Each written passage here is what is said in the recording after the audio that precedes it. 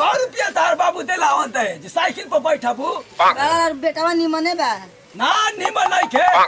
तू निमन बा मोटकी भैंस चलो बियाह हो गेल लइका के हाड़ हरदी लाग ना लाग रही हां रनिया खूब तू जाना तो बारे हरदी लागो काम रनिया हई तारा के मौसी कहि ना हां राजन कहां बनी बाबूजी भे त कपड़ा वड़ा पहननी कि ना पहननी हम तैयार हो तनी मैं चिंते नहीं के रहत तो यार भाईलू हां आवत नहीं बाबूजी हां कोबर में समाइल रहा ओनी हमारा ये थिया छूटल रे गमछिया ना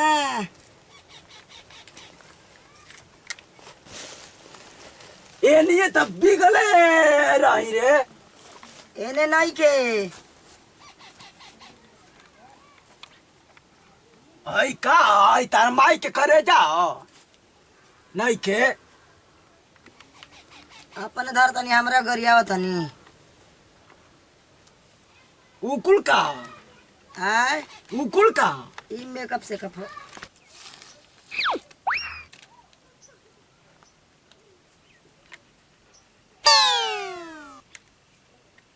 हाई कुल का अरे वो टूट जाई उ रख दी का तना दिन के बाद मेरा मिलन हुई समधिन जी से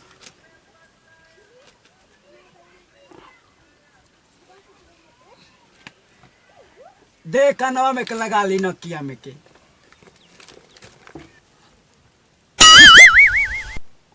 देखता चमकता ना कहते रो ना लगावेला त काहे नि के बतिया मानत कब लगाई बोल बोल उहे लगाई जौन कहबे तवने लगाई बोल और लगावेला में नहीं के बारी जाई जाई बो जा मान ला सड़ुहाइन बो मने अब ना जान झाड़ के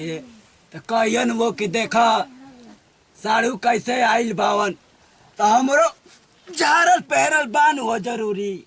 ठीक भैया आवा चला तनी ना आगे बड़ा तनी साइकिलवा निकाला तनी ठीक बा ठीक बा हाँ आवा आई ठीक लागे तना अरे दी है ने हमरा ना पहरे के बाय दी है ने आ ही दादा ले जती तो तोरा मामी के दे देती रख ले ठीक भैया साइकिलवा निकाला तनी अरे जाए बुढ़ाऊ चलाओ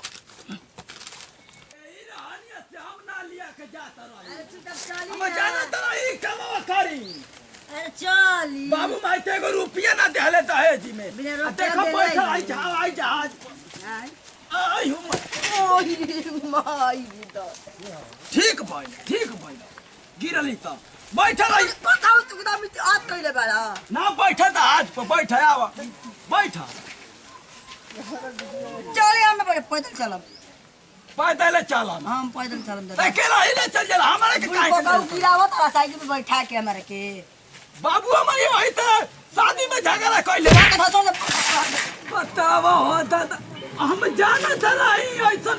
भी लकी सारा बाबू काहे काहे ना चीज के देख के शादी कइला एगो रुपया दहेज में ना देला सा ओकरा लेबा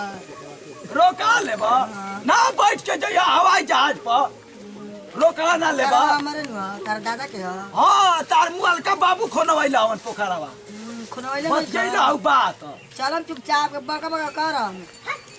कौ रुपया तार बाबू दिलावन दे जे साइकिल पर बैठबू बार बेटावा निमने बा ना निमन नहीं खे तू निमन बा मोटकी भैंस चलो तोरा में दोष नहीं के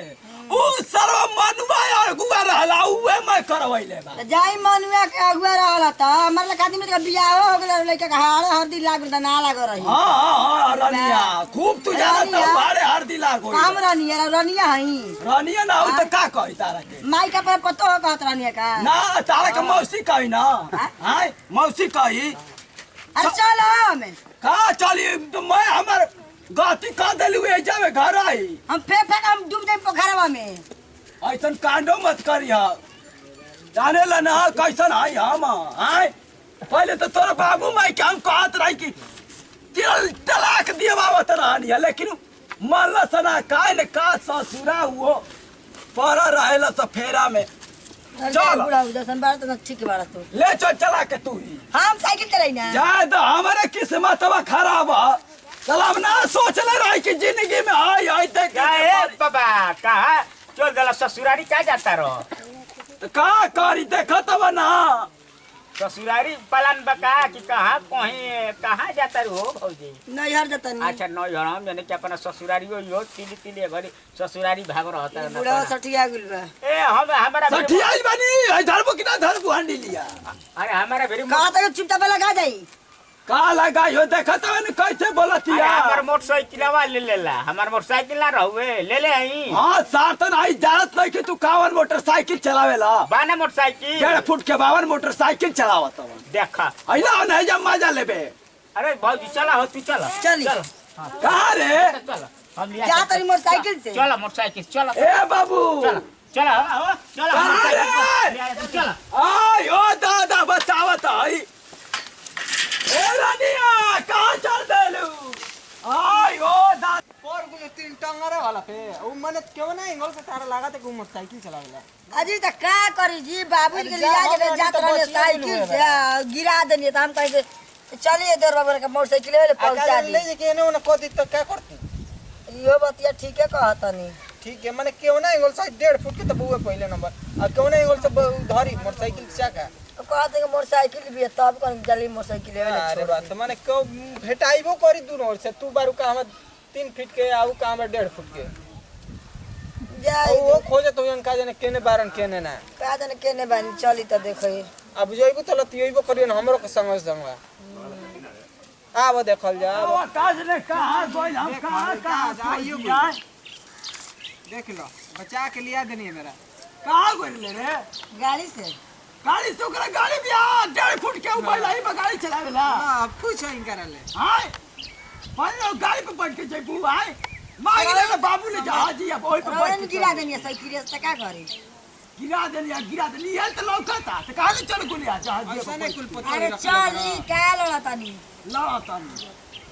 जा लिया जा बिया बाबू गाड़ी है तो रे बैठा के लिए ले चला छोड़ जेकरा फिर बिया गाड़ी तो कर सब पूछते नहीं खोलो अब ओकरा फिर हती चुकी बा ओकर से गाड़ी चली छोड़ दे तो का करबे छोड़ दे भैया बसा दिया रे काले नहीं बा तेल ओलो डलो काले बा बताली कैला हुआ का तो काले बा अरे काले बाजी अरे ओकर छोड़ा ना तेल डलो जयन जहाज पर बैठ के पड़ल यार 1.5 फुट का फेरा चल लेनी हम ए बाबू चलो छोड़ दे चल आ तक तेल के पैसा वैसा देबो नु हां दे दिए पैसा हम कहा से हमरा हमारे पैसा बाकी दे